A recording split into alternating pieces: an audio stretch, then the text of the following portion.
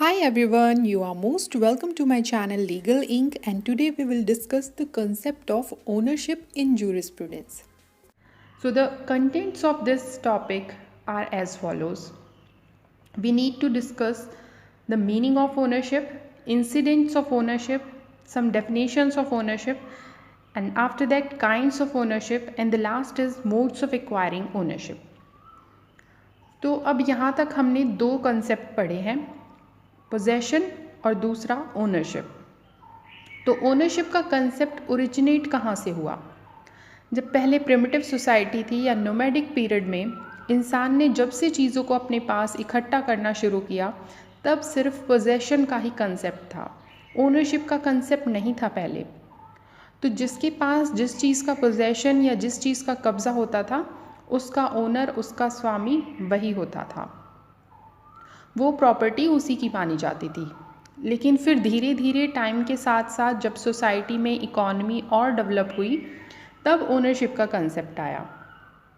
तो historically ownership का कोई कंसेप्ट नहीं था। Ownership is the concept of mature and developed system, और इसीलिए ओनरशिप स्टैब्लिश करने से पहले आपके पास पोजेशन होना ज़रूरी है। तो हमारे पास जब किसी तरह की कोई प्रॉपर्टी होती है, चाहे फिर वो मूवेबल हो या इमूवेबल हो या कोई भी और ऑब्जेक्ट हो, तो उसके साथ हमारा चार तरीके से रिलेशन होता है।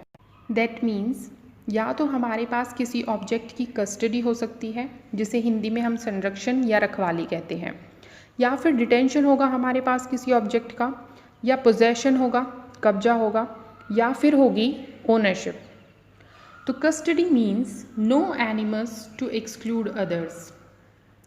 जैसे प्रिंसिपल और एजेंट के केस में मास्टर की कोई प्रॉपर्टी है एजेंट के पास तो उसे हम कस्टडी कहेंगे। इसके बाद है डिटेंशन। डिटेंशन में पोजेशन इन फैक्ट होगा लेकिन पोजेशन इन लॉ नहीं होगा। इसके बाद पोजेशन में पोजेशन इन फैक्ट हो सकता है लेकिन पोजेशन इन लॉ नहीं होगा, या फिर पोजेशन इन लॉ होगा लेकिन पोजेशन इन फैक्ट नहीं होगा। And the last is ownership. तो जहाँ आपके पास किसी ऑब्जेक्ट या प्रॉपर्टी पर एक्सक्लूसिव, एब्सोल्यूट और अल्टीमेट कंट्रोल हो उसे ओनरशिप कहेंगे। तो इन्हीं चारों रिलेशन में से सिर्फ ओनरशिप में ही कंप्लीट कंट्रोल है, बाकी तीनों में कुछ ना कुछ लैकिंग है। तो यही पॉइंट हमें डिस्कस करना है। So let's see the meaning of ownership. Ownership means right over a thing to the exclusion of all other persons. That means आपका ऑब्जेक्ट या प्रॉपर्टी पर पूरा कंट्रोल हो और आप दूसरे पर्सन को एक्सक्लूड कर सकते हो अपनी प्रॉपर्टी को यूज़ करने से। किसी और का इंटरफेरेंस नहीं है उस ऑब्जेक्ट पर या उस प्रॉपर्टी पर। तो ओनरशिप क्या है? एक राइट है अपनी प्रॉपर्टी को कंट्रोल करने का और दूसरे लोगों को अपनी प्रॉपर्टी से एक्सक्लूड करने का, वर्जित करने का एक राइट है। So after that there are two elements of ownership, formal element and material element. So formal element क्या है? जहाँ पर आपकी विल कैपेसिटी हो अपने प्रॉपर्टी को कंट्रोल करने की, और दूसरा है आपके पास मटेरियल एलिमेंट। तो material element is the subject matter of ownership, यानी कि जो प्रॉपर्टी या जो ऑब्जेक्ट आपके पास है उसे मटेरियल एलिमेंट कहेंगे। The next is incidents of ownership. तो वो कौन कौन सी कंडीशंस हैं जो किसी ऑब्जेक्ट पर ओनरशिप होने के लिए होनी चाहिए, या फिर कौन कौन से वो राइट्स हैं जो ओनरशिप होने पर हमें मिलते हैं। So there are 5 incidents of ownership and the first is right to possess. Right to possess यानी कि आपका फिज़िकल कंट्रोल होना चाहिए, आपका कब्ज़ा होना चाहिए आपकी प्रॉपर्टी पर। तो जनरली तो ऐसा ही होता है कि जो ओनर होता है उसी का पोजेशन होता है, लेकिन कई केसेस में ऐसा नहीं है। जैसे कोई आपकी घड़ी चुरा ले तो चाहे पोजेशन चोर के पास है लेकिन घड़ी की ओनरशिप तो आपके ही पास है, उसके रियल ओनर तो आप ही हैं। Likewise in the case of lease and mortgage, ownership lessor या मॉर्गेजर की ही होती है, चाहे पोजेशन फिर लेसी या मॉर्गेजी के पास हो। The next is right to use. Right to use means अगर आप किसी प्रॉपर्टी के ओनर हो तो आपके पास उस प्रॉपर्टी को यूज़ और एन्जॉय करने का राइट भी होगा। आप जैसे चाहो वैसे उस प्रॉपर्टी को यूज़ कर सकते हो। So ownership also gives you the right to use and enjoy your property. लेकिन राइट टू यूज़ का मतलब ये नहीं है कि आपके पास एब्सोल्यूट राइट है। आप अपने राइट के वजह से दूसरे के राइट को डिस्टर्ब नहीं कर सकते। सपोज़ आपके पास कोई ट्रांजिस्टर है तो इसका मतलब ये नहीं है कि आप उसकी हाई वॉल्यूम करके गाना लगा के अपने नेबर्स को परेशान करोगे। तो कहने का मतलब ये है कि दूसरों के राइट्स वायलेट नहीं होने चाहिए आपकी राइट की वजह से।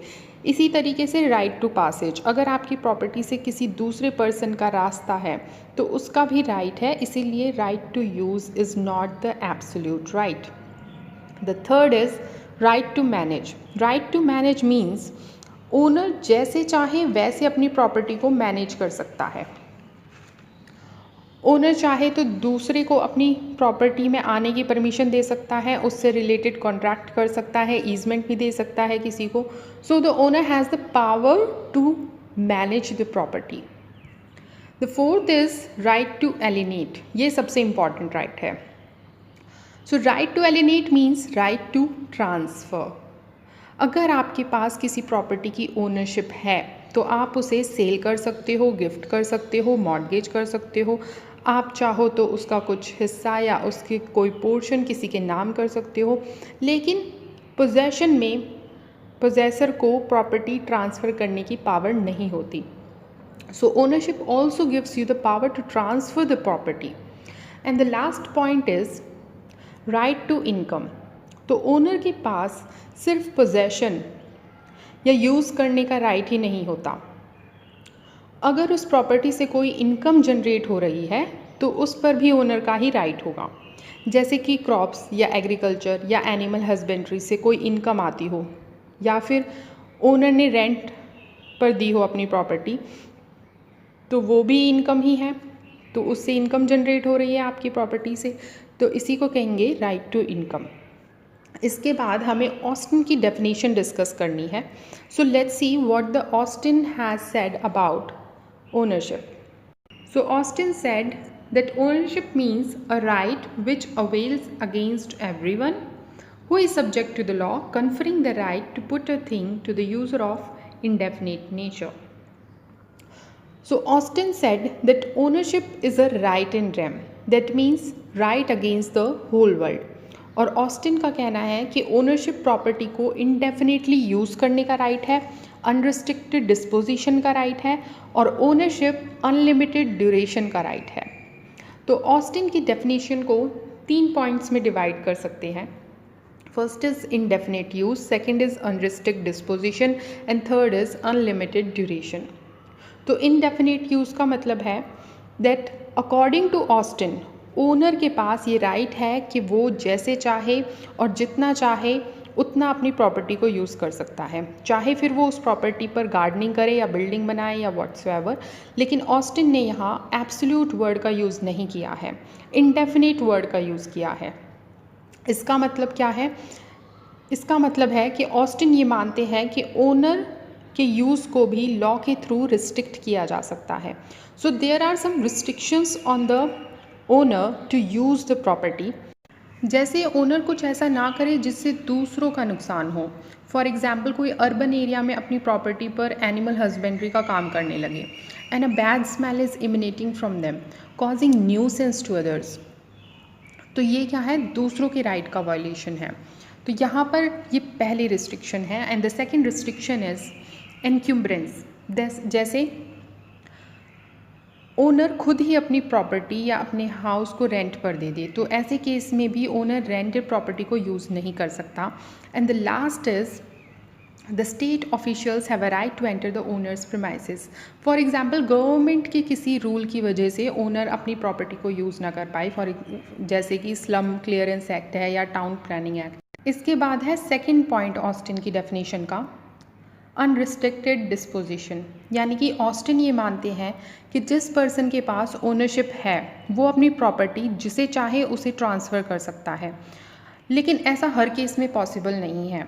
जैसे कई बार प्रॉपर्टी जब काफ़ी लंबे टाइम पीरियड के लिए लीज़ पर ली जाती है, फॉर एग्जांपल 100 ईयर्स और मोर, तो भी ओनर प्रॉपर्टी डिस्पोज नहीं कर सकता।